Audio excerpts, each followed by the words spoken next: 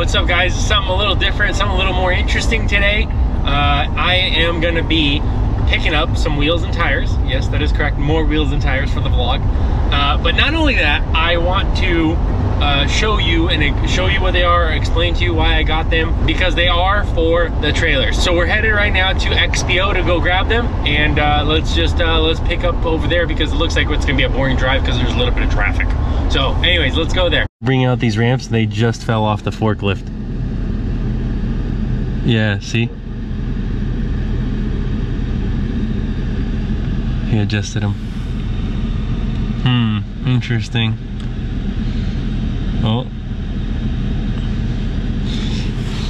That's funny.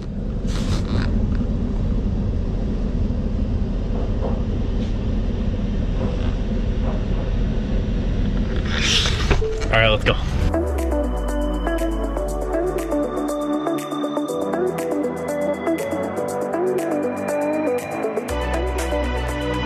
Okay, right here, if you look, it bent the ramp.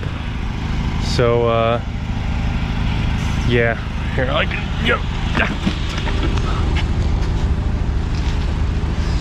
so I hope that's not too big of a problem, but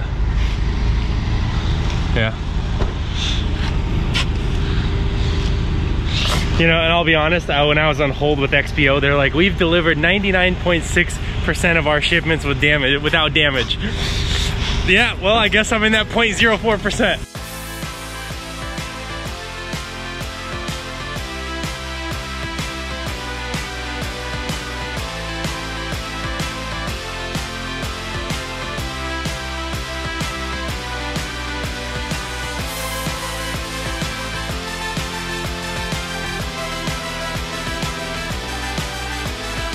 All right, now you might be wondering, Alex, could you please show us what does $4,000 look like? Well, this is it right here. This is $4,000. Oh, my bungee ripped. Hey, clean up your garbage, okay? Keep Texas beautiful. But anyway, so yes, wheels. These are 19.5-inch bore wheels. These are 10-foot aluminum ramps, and these are like $3,500, and these are like $800, $900. So this is about $4,000. In my bed, and the bed of my pickup. But here's the thing, you guys may be wondering, Alex, hold on, before you even write your hate comment, right? Alex, there's no way you're gonna transport this with bungees. Bungees are not load securement. You're a transporter, what is wrong with you? Guys, you gotta understand, okay? It's a win-win for me, right? Because for one, I get to just, you know, I don't have a strap, so I just get to tie it down this way. But for two, if it breaks, then I can say, my wheels flew off my trailer and do all this clickbait, right? So it's a win-win when you're a content creator. But on a serious note, we're not going very far. And honestly, it'll be fine. As long as nobody brake checks me, I'll be A-okay. But yeah, honestly, the wheels are bundled to the pallet, you know, it really will be fine. If I transported my fridge the way I did, you know, in this truck, these tires will be fine. So, but yeah, anyways, I had to move my plate right there. You see that plate right there, I think? So I had to get that out of the way because he was crossing the rail. So I think it's good. I'm excited to give this to my driver because that's who it's going to. It's not even going to me. But anyways, let's go jump back to the house and like unbox it all. All right, so I made it just fine. No problems, no concerns, nothing to worry about here. Nothing fell off, nothing flew off, no bungees ripped. Okay. The problem is, after after a obligatory stop, whatever it is, at Chick-fil-A, you know, because obviously my daughter wasn't with me, we were just hanging out. So after a stop at Chick-fil-A, after sitting in traffic, unfortunately, look at that, the sun, you can see right there, the sun's going down. So that means we're just gonna have to take we're literally gonna leave it all like this, and we'll pick this thing up tomorrow, and then we're gonna do the unboxing. There we go. All right, I'll see you tomorrow.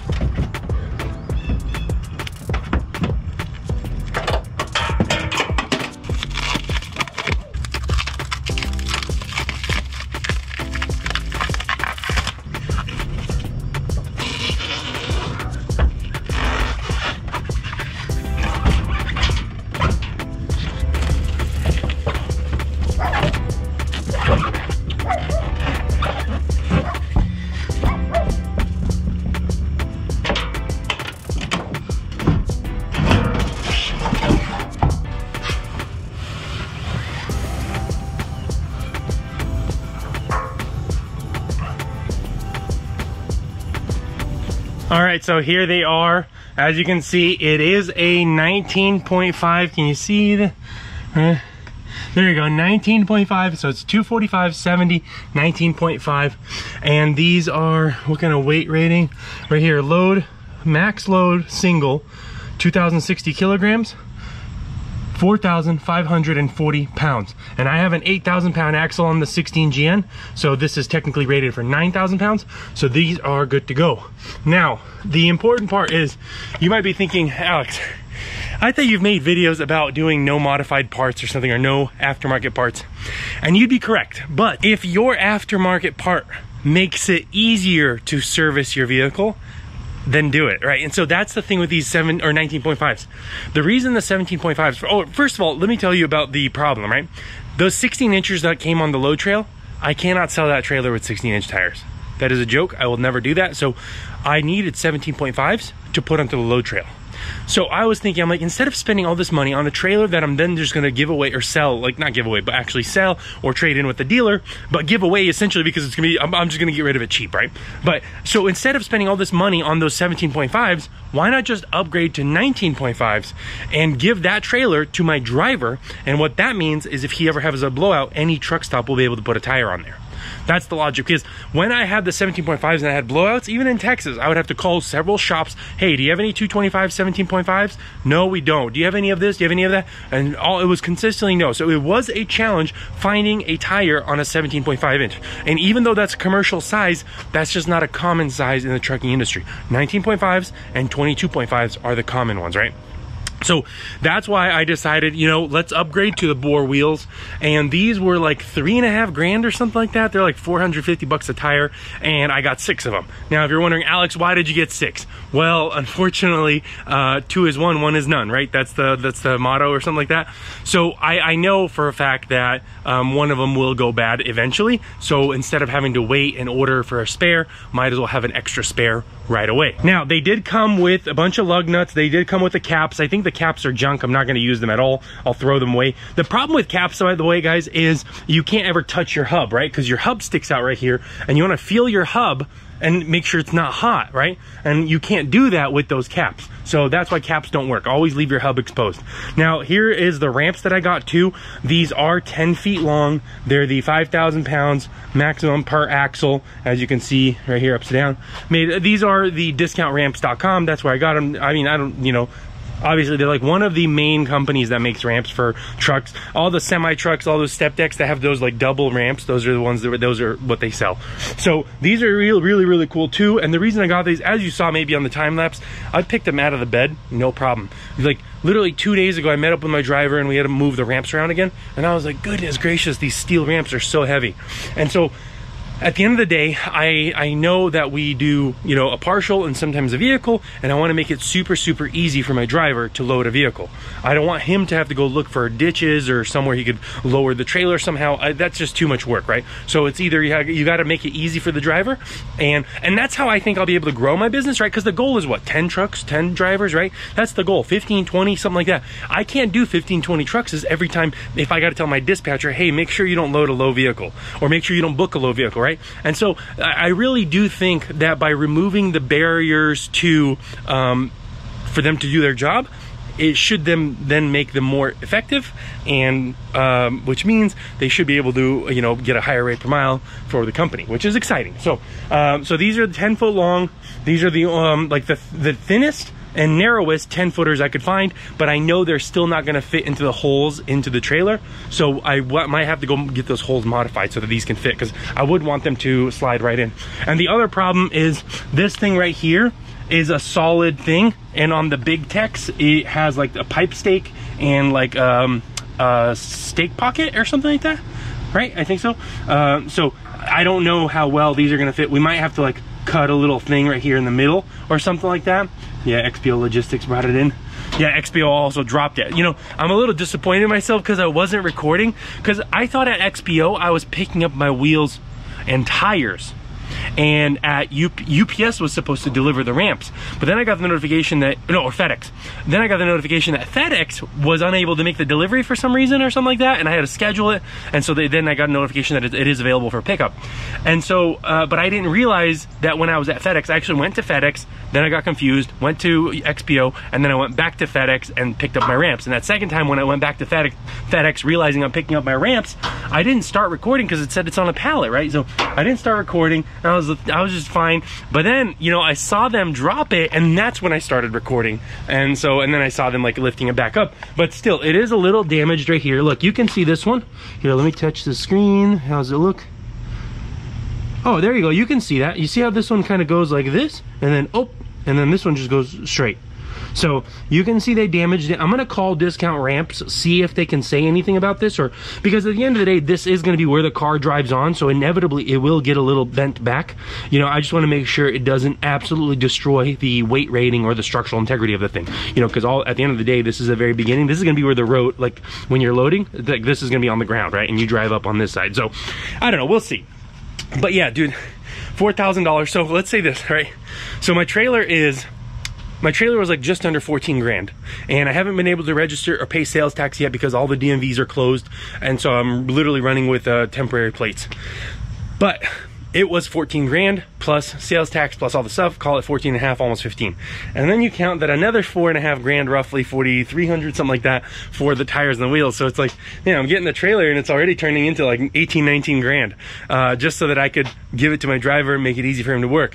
And I realize the problem in the trucking business is high turnover, so I really hope I don't have those issues, because, you know, spending $20,000 on a trailer and then $5,000 to get the truck ready, and, you know, that's 25 grand that you spend, and then how long does it take to make that money back? I don't know. Probably a long time, but anyways, that's beside the point. But here's what I can tell you about the truck. This truck is, I'm not keeping it, obviously, duh, because it's an enterprise rental, but I'm not keeping it because I am giving it to the driver. And today I have another driver coming by to we're gonna do a quick interview. I'm gonna go drive around with him, same thing as with my first driver, and I'm actually gonna give him this truck.